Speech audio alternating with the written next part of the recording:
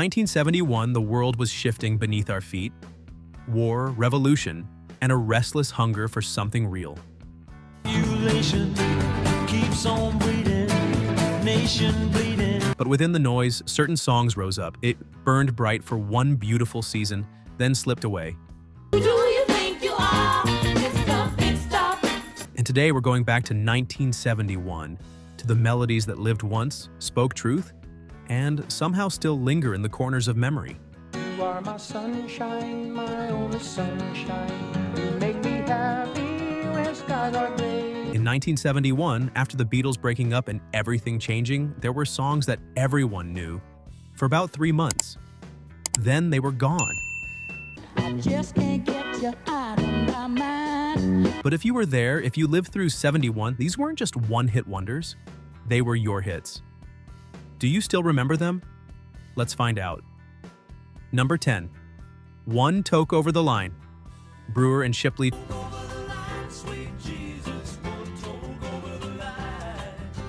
Tom Shipley muttered something one night that made his partner stop and listen. Man, I'm one toke over the line tonight. And Mike Brewer heard poetry in those words. It was just talk between friends, a throwaway line in a smoky room. They never meant for it to be more than a joke.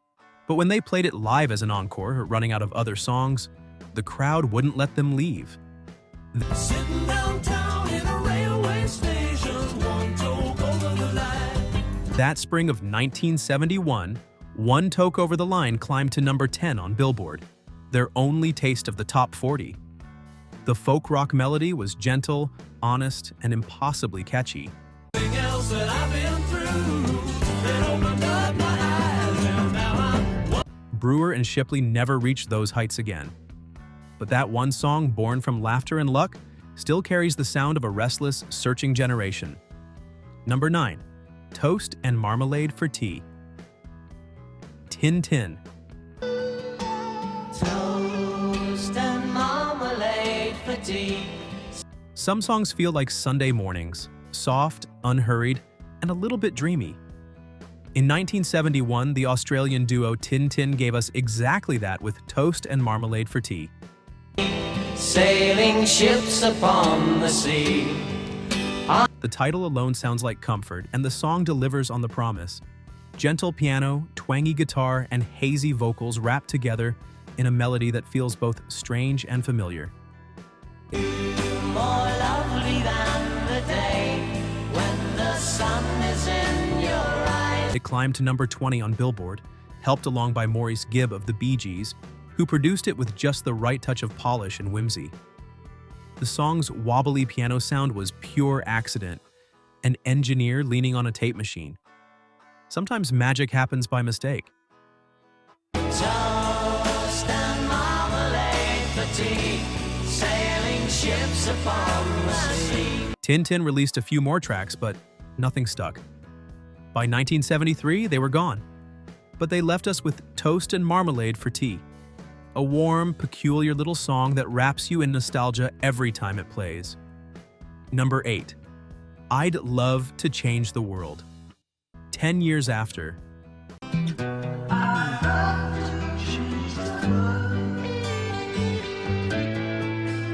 In a year full of loud, restless rock, one song chose to be quiet and still carry weight. I'd Love to Change the World by 10 years after wasn't a protest anthem with fists in the air. It was something softer, more honest. Population keeps on bleeding, nation bleeding, still more bleeding. Alvin Lee's smooth voice floated over bluesy guitar riffs, speaking to everyone who ever wanted to fix things but didn't know where to start. The lyrics touched on war, confusion, and a world that felt broken. But instead of anger, there was reflection.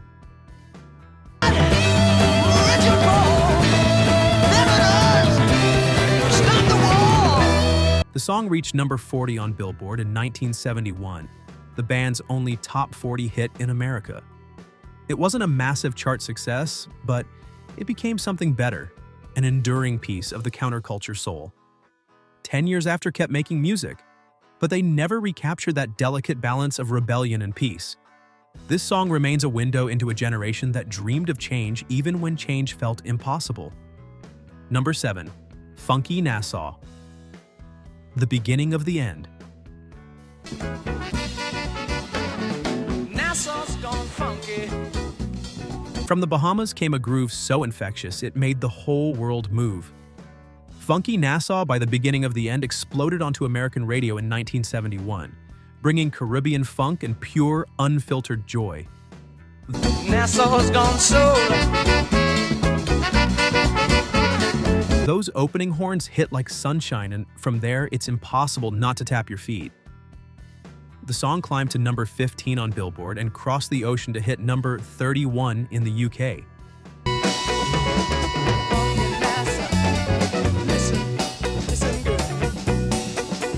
For a moment, it looked like the beginning of the end might truly be the beginning of something big. But the spark didn't last. The group disbanded by 1975, leaving behind only this one massive hit.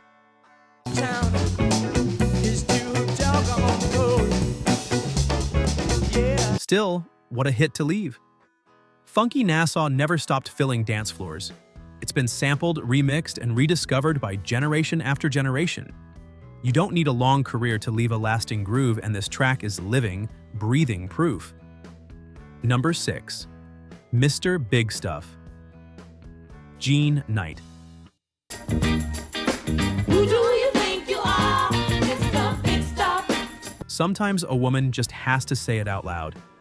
In 1971, Jean Knight did exactly that with Mr. Big Stuff, a sassy, soul-soaked anthem aimed at every arrogant man who thought he was too good. Get my love, now because you wear all those fancy. Recorded in a small studio in Jackson, Mississippi, the song became a monster hit. 5 weeks at number 1 on the Soul chart, number 2 on Billboard, blocked only by the Bee Gees. It went double platinum and became the top soul single of the year. Who do you think you are, Mr. Big Stuff? The song was nominated for a Grammy and became one of Stax Records' most recognizable hits. Jean Knight released more music, but lightning never struck quite like that again. If you remember any of these songs, hit subscribe and let's keep the memories alive. Moving on to number 5. Chicka-Boom, Don't You Just Love It? Daddy Dewdrop. Chicka-boom, chicka-boom, don't you just love it? Chicka-boom, chicka-boom, don't. Pure novelty, pure fun, and pure 1971. Chicka-Boom by Daddy Dewdrop, real name Dick Monda, was unlike anything else on the radio. Don't you just love it? Chicka-boom, chicka-boom, don't you just love it? The verses weren't even sung, they were spoken in a playful, almost cartoonish voice, while the chorus exploded with infectious energy. Don't you just love it? Don't you love it? Don't you love it? Oh yeah, don't you love it? Originally written for the animated TV show Groovy Ghoulies, the song somehow found its way onto the pop charts, climbing to number 9 on Billboard.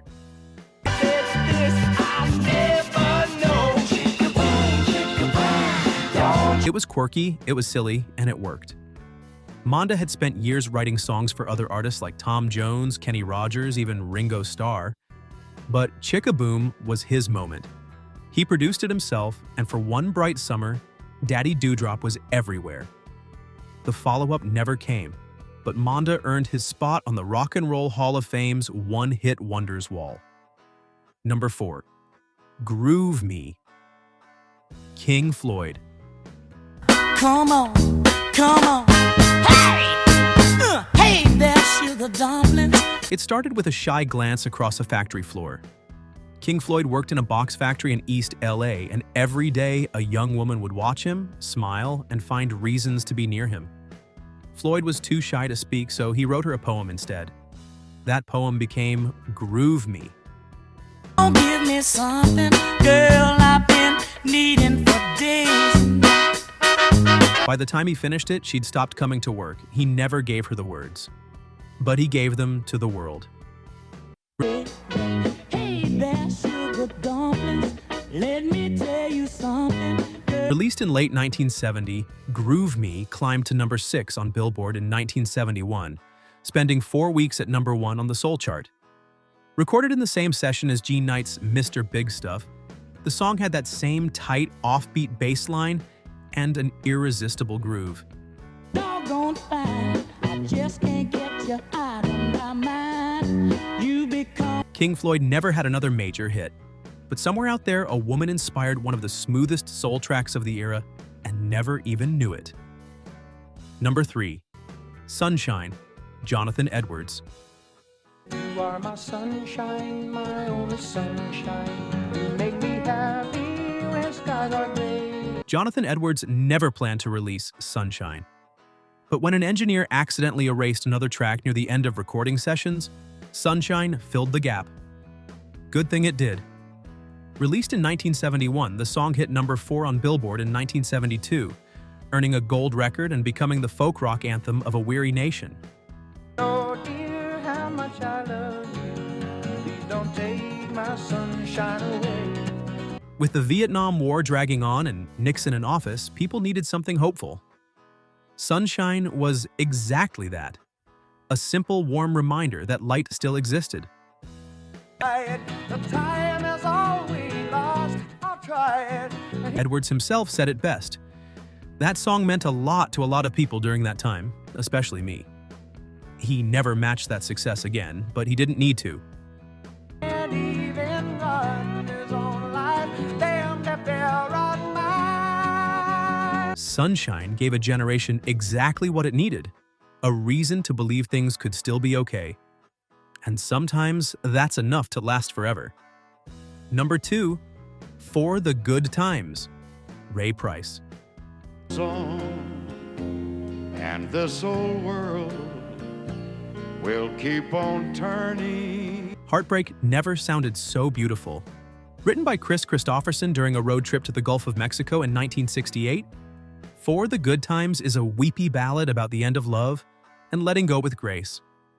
We had some time to spend together. Ray Price took Christopherson's words and with his deep baritone voice turned them into pure ache. The song topped the country charts and crossed over to number 11 on the pop charts in 1971, becoming Price's only top 40 pop hit in a career filled with country success. Upon my pillow. It won Song of the Year and later landed on Rolling Stone's list of the saddest country songs ever written. Price had charted dozens of hits before, but this was the one that reached beyond Nashville. For the good time. For the Good Times was more than a breakup song. It was a masterclass in dignity and sorrow, proving that sometimes goodbye is the most honest thing you can say. Number 1, I Never Promised You a Rose Garden. Lynn Anderson. Beg your pardon. I never promised you a rose garden. Life isn't perfect, and Lynn Anderson wasn't afraid to say it. In 1971, she took Joe South's song Rose Garden and made it her own, a bouncy, no-nonsense anthem about facing reality with your head held high. We talk and you could make it come true. I would give you the world right now. Her producer husband, Glenn Sutton, was hesitant at first, thinking it was a man's song. But he adjusted the tempo, gave it a lighter touch, and let Anderson's voice shine through. Now for a while, and let's be jolly. Love shouldn't be so melancholy. The result? A number 3 hit on Billboard, a Grammy, and a career-defining moment. The song crossed borders, charting in 15 countries and becoming a message of resilience for people trying to heal after the Vietnam years.